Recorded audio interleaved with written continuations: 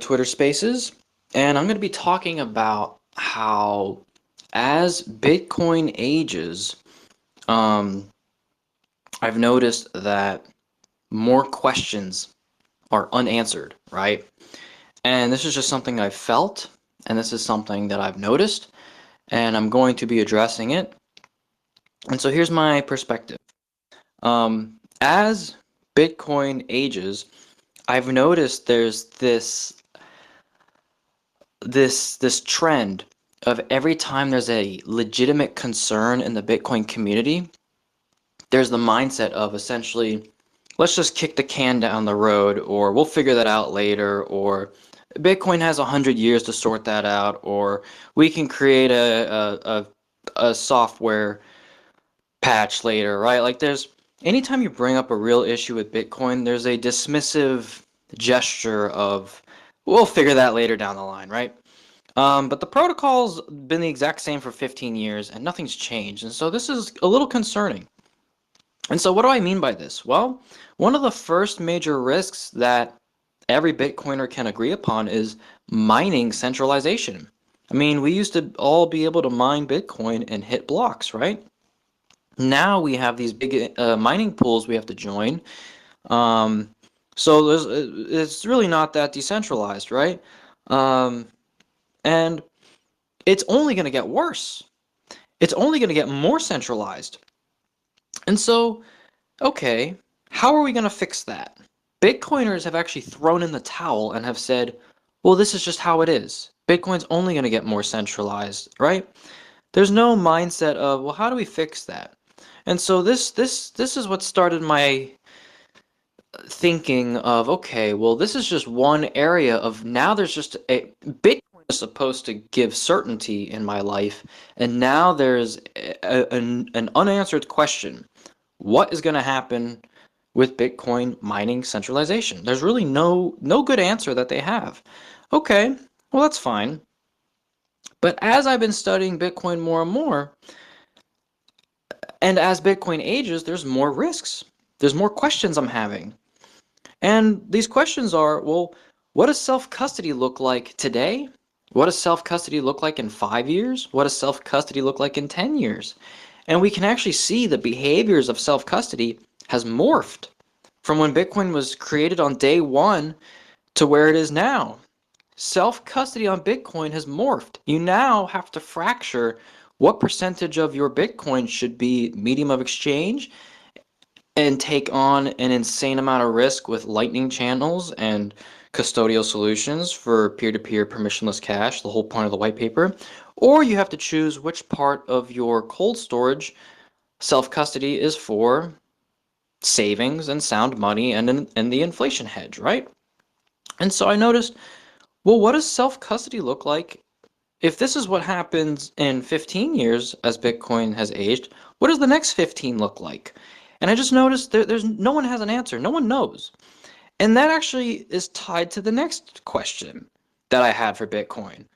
What does the fee market look like for Bitcoin as Bitcoin ages?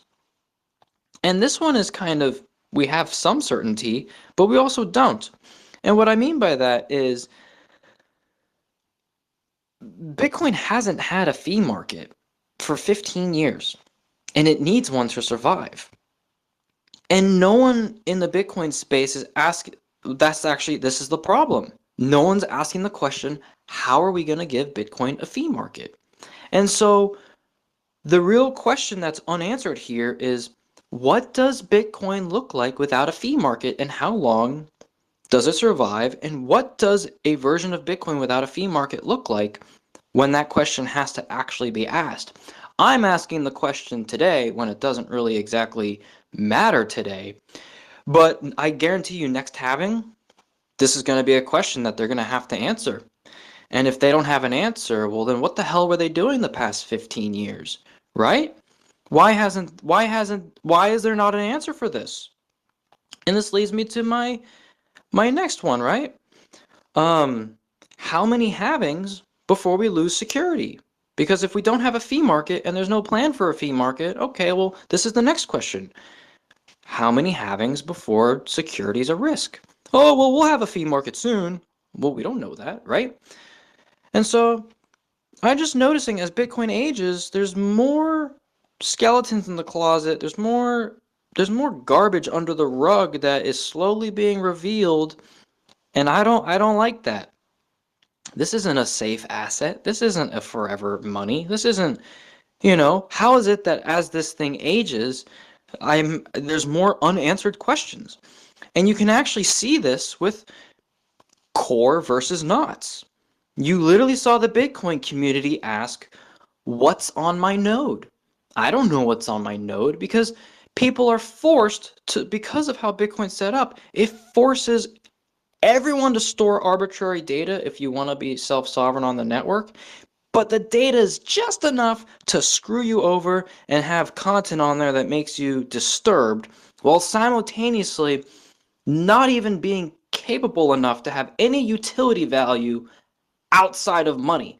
So you get the worst attributes of data, and you get none of the utility value, right? There's no smart contracts on Bitcoin. There's no stable coins on Bitcoin. There's no borrowing and lending on Bitcoin. There's no utility. There's no sovereignty protocols built on Bitcoin.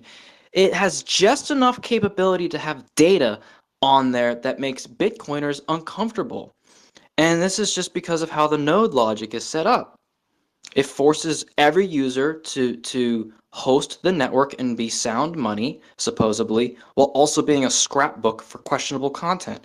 And what's ironic about all of this is Bitcoin is designed to be a a ledger of truth. It's designed to be a transparent ledger, right? That's the narrative you hear all these Bitcoiners say. It's a ledger you can trust. It's certainty. It's auditable. Well, you know what's not auditable? All of the questions I've been asking. You know what doesn't give me certainty? All of the questions I've been asking that don't have answers about mining centralization. So what does self-custody look like, right? So Bitcoin it now has contradictory beliefs essentially as a protocol. And so that leads me to the next question. This is the debate that you'll hear Bitcoiners talk about. Bitcoin is now the base layer for this group of people. Well, guess what? This is my next question. Who is the base layer for on Bitcoin? Because the narrative of who the base layer was for on Bitcoin in the year 2009 is very different than the year 2014. It's very different now than the year 2025. So why is it that the narrative of who gets to operate on the base layer keeps changing? Why is what so the question that's unanswered here that I have about Bitcoin is who's going to be using the base layer in 5 years, in 10 years? Oh, well, it will be the big banks and institutions. Okay. Well, that's literally different than what I had purchased 8 years ago when I got into Bitcoin. That's not what I was that's not the protocol that I was going to operate on.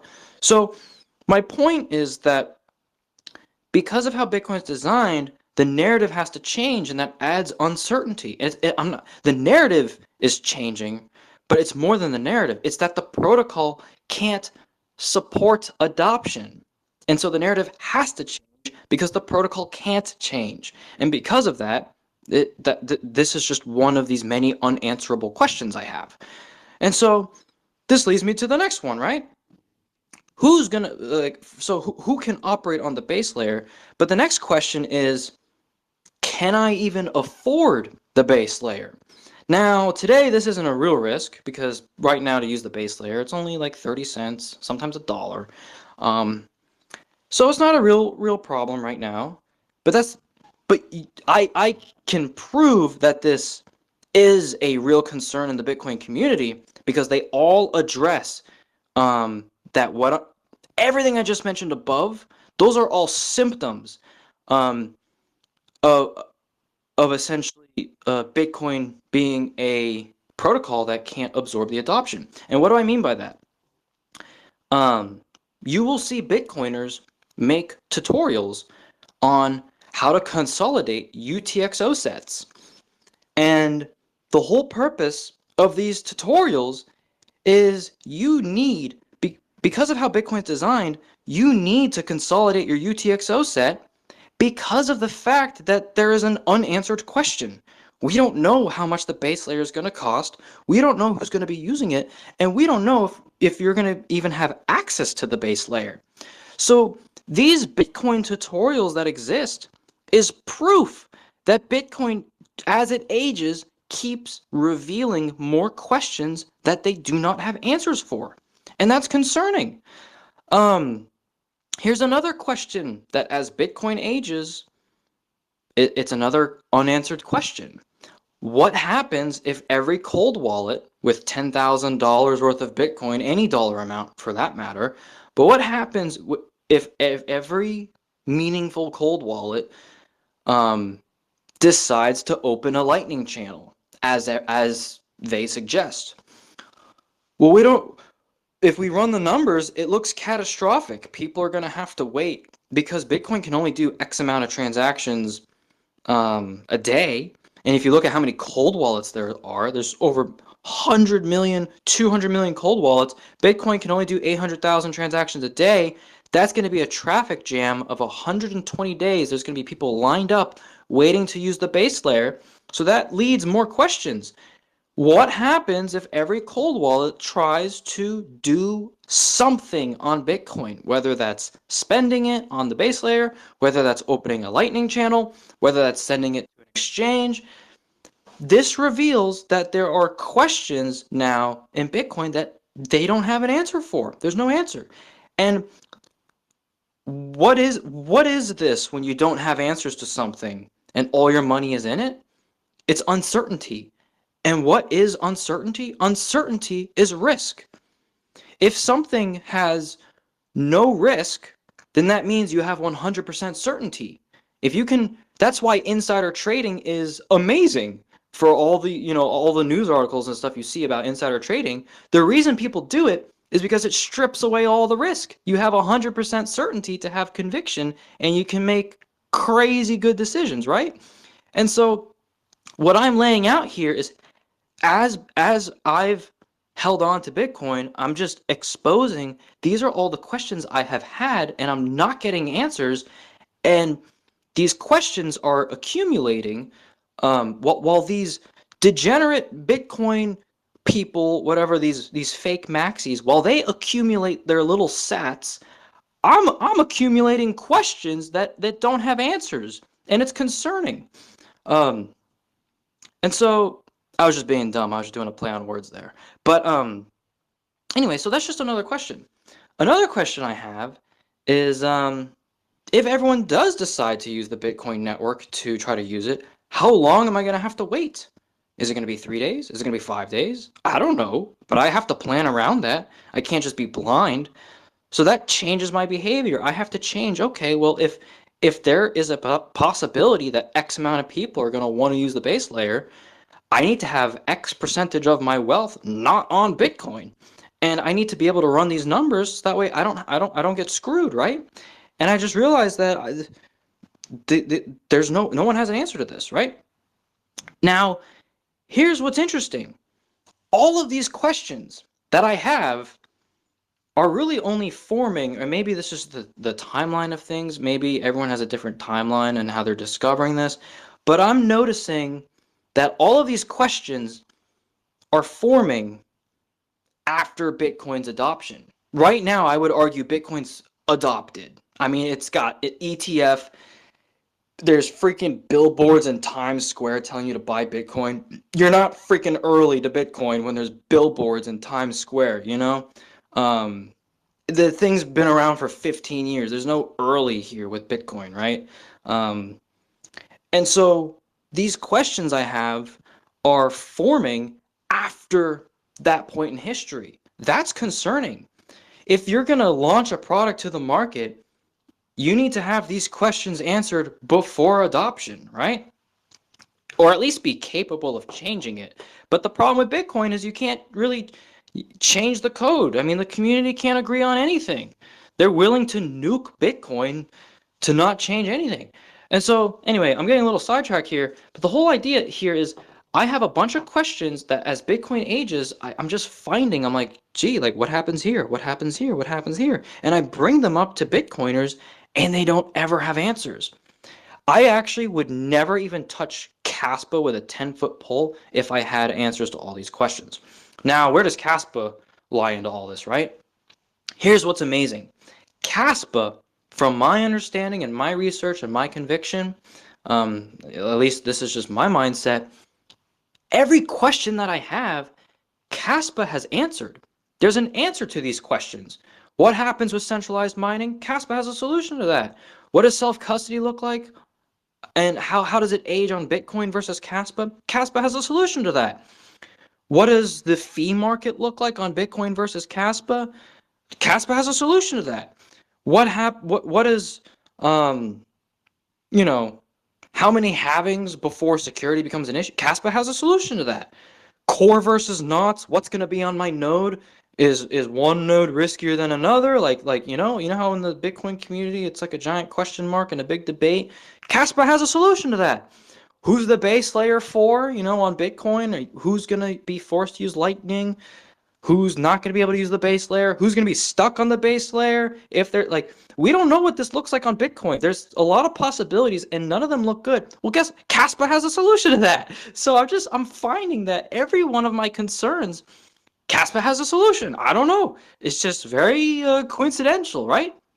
And I realized that Caspa is perfectly mirroring every concern that I've had about Bitcoin.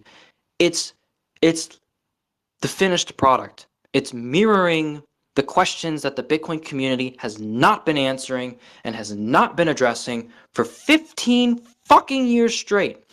And so, excuse my language, but that's what I'm noticing. And for people to call this thing a shitcoin, you gotta be out of your fucking mind. So that's just my opinion.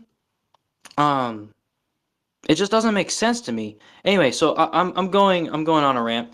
But the idea is Caspa has a solution to all this. And what's amazing here is there's only 2 questions that I actually genuinely have with Caspa, right? So Caspa fulfills a lot of the questions that Bitcoin doesn't answer. So that's why I feel comfortable with Caspa. But the only 2 questions that Caspa actually has from my research and understanding, at least right now, I'm sure more will show up later on, right? But the really only big questions right now for Caspa is, will people build on it? And then will people use it? And that's it. And you know what's ironic enough is you can't do those 2 things on Bitcoin. You can't build on Bitcoin and people can't use Bitcoin. What the hell are we doing here, right?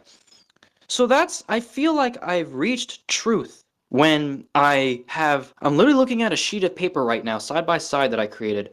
The left is Bitcoin and all my questions, and the right is how Caspa has solved all of that garbage.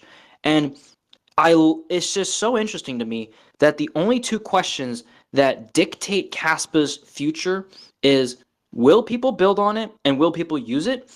If the answer to both of those questions is yes and yes, then Caspa has fully fulfilled and is a working product that can bring Satoshi's work actually into the world and make it usable and make it a ledger that exists and can sustain itself and not need food stamps to survive. Bitcoin is on food stamps right now with the block reward. There's no fee market, right? Bitcoin is on welfare. Bitcoin is collecting, literally, it's called a block subsidy, right? So my idea here is that, I don't know, if Caspa answers these 2 questions, I think I have an answer, right? Let me see if there's anything else I need to cover here. Yeah, that's really everything. That's just what I wanted to cover. Excuse my language. I'm very passionate about Caspa. And I'm also somewhat frustrated that I wish Caspa didn't exist. I wish I didn't have to ask these questions, because how convenient would it have been if, 8 years ago, I could have just bought Bitcoin and closed my eyes and stuck my head in the sand and just been a happy camper, and I could just be blind and have this beautiful store of value that was promised to me, that I believed at least what I thought it was. And I'm upset at the fact that all of these questions have come out of the woodwork. And I'm even more upset at the fact that when I try to ask people these questions in the Bitcoin community, they shun asking questions. They block you for asking these questions. They mock you. They dismiss you. They label you. And it's not like these are questions that are mean. Um, these aren't questions that are judging the thesis of Bitcoin. Like, it's not like I'm pushing for fiat money. If anything, you need to ask these questions to defend the thesis of Satoshi.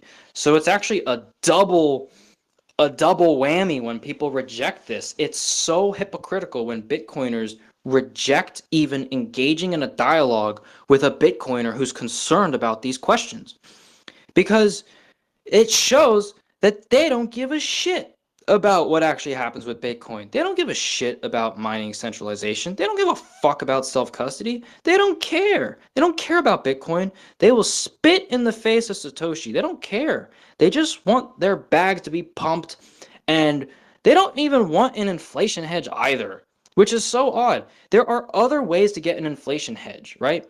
The main reason of Bitcoin, I would argue, is the whole self-custody, permissionless money, peer-to-peer cash. That's what drew me to it. I didn't really care about the inflation hedge. I just wanted to escape fractional reserve banking. And so all these questions I'm asking that I have about Bitcoin, in my eyes, I'm just thinking, um, Bitcoin's at risk. This is my baby. Bitcoin is something beautiful, and they're not addressing it. And it's just really concerning. Anyway, that's my rant. Um, I enjoy doing this. Um, so that's that. That's my 2 cents. And I believe Caspa solves all of this. Caspa has fulfilled Satoshi's work. And I guess the only two questions that remain for Caspa is, will people build on it? And then once stuff is built on it, the next question is, will people use it? And if that's the case, well, Caspa is a protocol designed to be sustained off of a fee market. So it officially decouples price from security, which is awesome. Bitcoin can't do that. And it has the throughput to allow for every user to use the base layer without having to wait 180 days, unlike Bitcoin. You don't need to use a layer 2 for the money function peer-to-peer permissionless cash that's on the base layer. And mining centralization at least has an attempt of a fixed, because we can scale from 1 block per second to 10 blocks per second to 100 blocks per second, right? And as long as that trend continues, that is the way to allow decentralized access to blocks as more players join the network. So anyway, Caspa answers all my questions. I think that's freaking beautiful. So as much as I maybe sound upset in this, I'm not actually upset. I'm just kind of trying to make this space somewhat entertaining, right? I'm not really that upset. But I'm also somewhat joyful, because thank God Caspa exists. This is a beautiful protocol. And the fact that it exists and it's real, and I mean, Bitcoin, I have 15 unanswered questions. Caspa, there's only 2. Will people build on it? And will people use it? I look at that. That seems less risky to me. So I'm just so thankful I can de-risk from Bitcoin and sleep easy at night. So that's really that. Anyways, thank you all for listening. This is my 2 Caspa. Peace out. I'm going to be posting this on YouTube. I love y'all. I recognize the profile pictures. So thank you, each and every one. Y'all are awesome. If Caspa goes to 0, that would really suck. I hope that doesn't happen. Totally possible. I don't think it's likely. Anyways, peace out, y'all.